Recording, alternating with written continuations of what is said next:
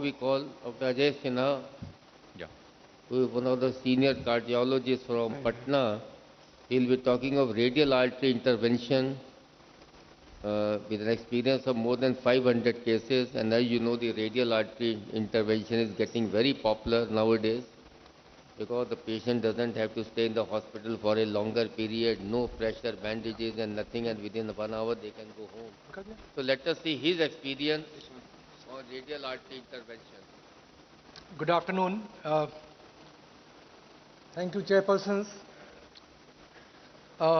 senior colleagues sitting in the front row, and friends. At the outset, I must tell you that I'm not a hardcore interventionist, but I work in the same team, and this is a new hospital which was started about 1 year back. And fortunately, the guy who is heading the department is a hardcore radialist, and he is Dr. Pramod. So, like from the day one, we started doing only radial, nothing else. Unless we had great difficulties, like somebody is on intra-aortic balloon pump and somebody is in cardiogenic shock or something like that. So unless there are compelling indications for otherwise, most of the procedures were radial.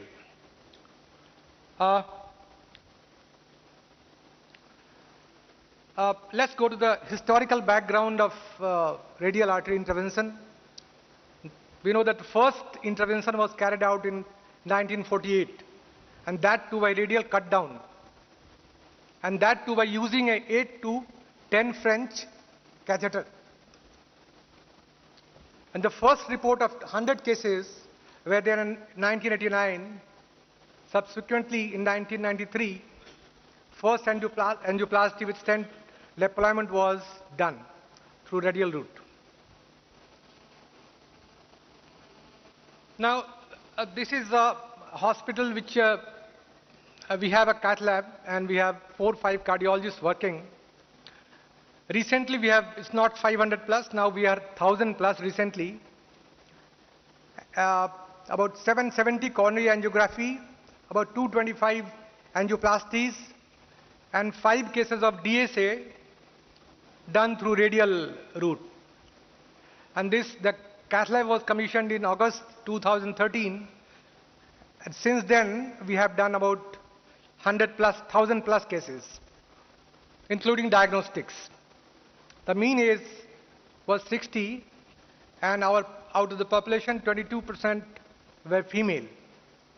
Mean age for patient for PTCA was 58 years. Most of the radial procedures were done through right radial. Conversion to left route was required in 2.5%, only a minority of patients. All the patients were given 5 French seat. Mostly they were Tiger catheter, which is fairly known for diagnostic angiogram through radial route.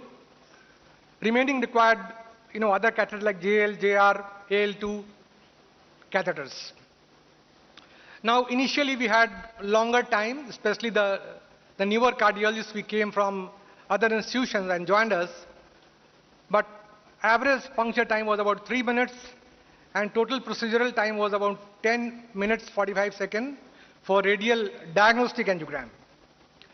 All patients were admitted on the same, discharged on the same day after 2 hours of observation. Now, we see how we have grown from merely 4 cases in the first month to about 29 cases we did in last month. Similarly, the concept of primary angioplasty was almost unknown in Patna. So through radial route now we have picked up, and we have started doing a couple of primary angioplasties. This is the growth of diagnostic angiogram as well as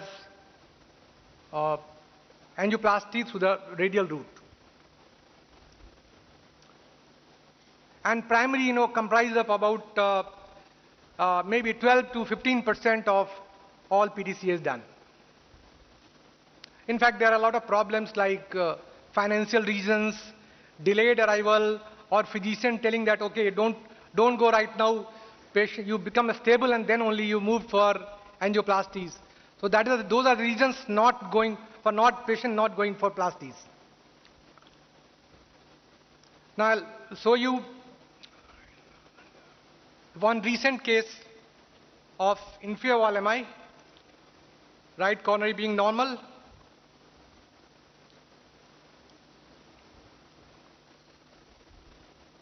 Right coronary was absolutely blocked from the proximal end.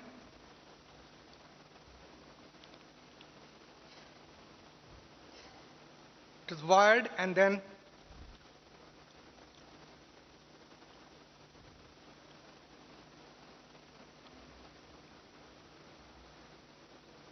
anyway, stent was given in the proximal part, as you can see. I don't have any disclosures. Now, why do we want radial intervention? Because the main issue is the bleeding in PCI, and we see in the OASIS 5 trial that regardless of treatment arm, those who suffered a major bleeding event had a worse outcome at 30 days. Similarly, another trial, Rival, we know that more bleeding is associated with more death and ischemic events. Again, meta-analysis of entry site complications, radial versus femoral. See that radial has got a better outcome. Another study, Mortal study, which included 38,800 patients. Again, it shows that radial did better.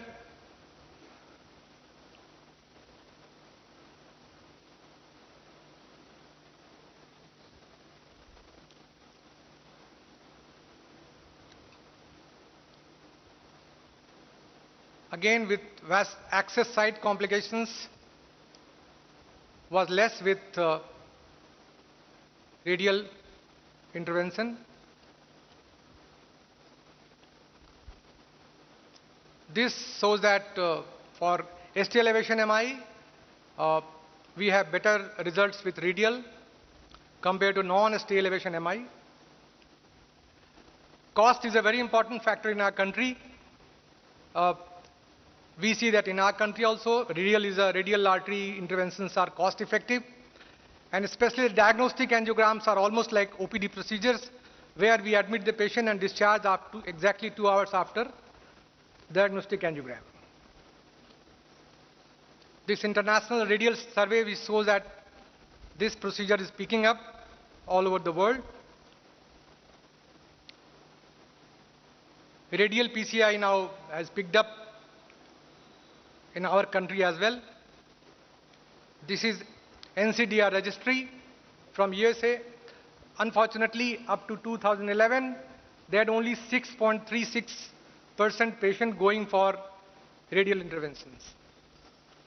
Now, so finally, let us think about what are the advantages. Advantages are reduced bleeding risk, reduced length of stay and cost, early ambulation, improved patient comfort, obvious the need of discontinuation of oral anticoagulant therapy, and very early discharge. But disadvantages are few. We must remember that this has a learning curve. This is not routinely taught in our fellowship program.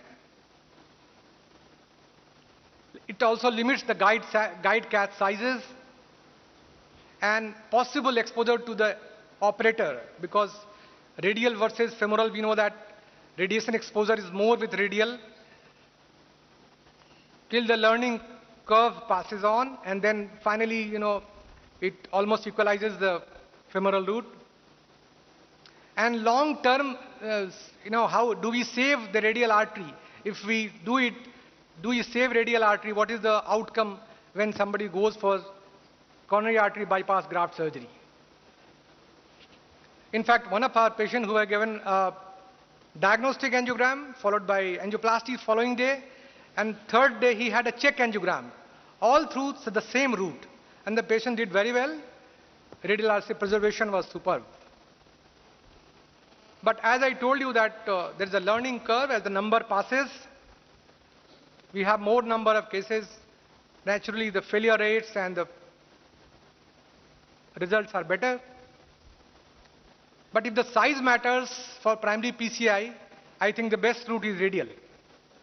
Hefty man, 120 kg, lady, the best result would be with radial.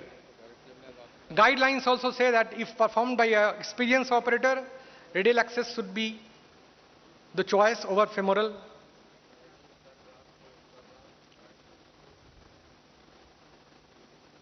So conclusion is that access-related bleeding remains a matter of great concern as the bleeding is directly related to the increased mortality.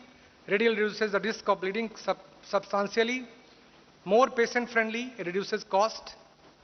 In hands of experienced operator, the radiation dose is same as that of shown in the femoral, and it has been shown to be better for STEMI interventions. And surprisingly, we have also covered, in fact, we have done other interventions also through radial route. In fact, a renal tumor, this vessel was occluded through the radial route. So other areas of body also can be tackled by radial route. But as I told you that it has a learning program, a learning curve, and gradually we need to learn. Now, I cannot remain without thanking Tejas Patel, who is a pioneer in our country in doing radial, who started the radial intervention program. And I think the best slogan for this is, "Dar ke aage jeet hai." Radial artery the problem is that people are very much afraid, very much apprehensive how to puncture, how to go about radial. But once you win over that fear, I think you will win. Thank you very much. Thank you, Dr. Sinha. Please have your seat. May I request the chairman for one or two questions? Quick questions or comments? I want to make one comment. It's really creditable to Dr. Ajay Sinha. The people who does not know about Patna, Patna is a small town which had hardly any facilities for intervention cardiology. And arranging these kind of facilities, organizing these kind of facilities, and on top of that, providing primary PCI in a city like Patna is a creditable job. I must congratulate Dr. Sinha for all his efforts and his team. Dr. Sinha. Amit Sharma from Kansas City. Dr. Sinha, that was a great talk. Thanks for it. I have a question. Do you check the radial artery patency before doing the procedures, or if so, then what do you use? We do Allen's test and we check the patency. Okay. When I see that you do 97% cases radial, in our practice, we see that about 7 to 10% patients may not have proper Allen test or Burbo test, Burbo A or B. So what's your thought on that? You see, luckily we have a mentor known as Dr. Pramod Kumar. He worked in Delhi for about 25, 30 years. And he's a hardcore radial person. Sure. And that is why, we have that this program has grown. Credit goes to him only. Even the newcomers who are coming from other institutions like All India Institute and Sanjay Gandhi Institute, Lucknow, they have joined our institution and they have been forced to do radial only. They were absolutely not knowing how to do radial, even radial puncture. So that's very impressive. You're right. In US we're catching up. Rate is not more 7, 8%. So that was very good. Thank you. Dr. Ramakrishnan, any I 100? think India radial is picking up in a big way, and I think in some time, in few years' time, maybe that will be the most preferred route of angioplasty. Especially in primary, most of the centers are now moving over to radial. As everybody is pointing out, I think academic institutions have to move on now. So I have one question, to Mr. Mittal. Do you think after the PRAMI trial, this issue of non-culprit PCI is settled more or less, in favor of doing it rather than not doing it? After the PRAMI now. So, do you think it's more that we should do if it is not a very complex lesion? We should do a non-culprit result? We should do, but not at the time of the... Hello? we should do, but not at the time of STEMI. At the time of STEMI, we should stabilize the patient, and only after stabilization we should go for the stabilizers, because they are not causing problem at all. If patient is hemodynamically unstable or patient is at multiple critical stenosis with unstable plaques, we are presuming that it's an unstable plaque, then only we go for the complete revascularization at that time. Okay. If there aren't any further questions, can we go on with the presentation ceremony? May I request Colonel Parashar to please step forward and present a memento to Dr. Sinha.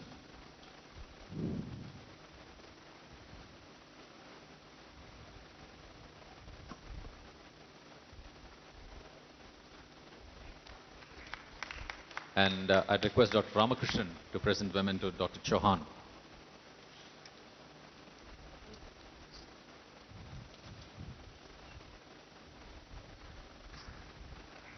Thank you very much, gentlemen.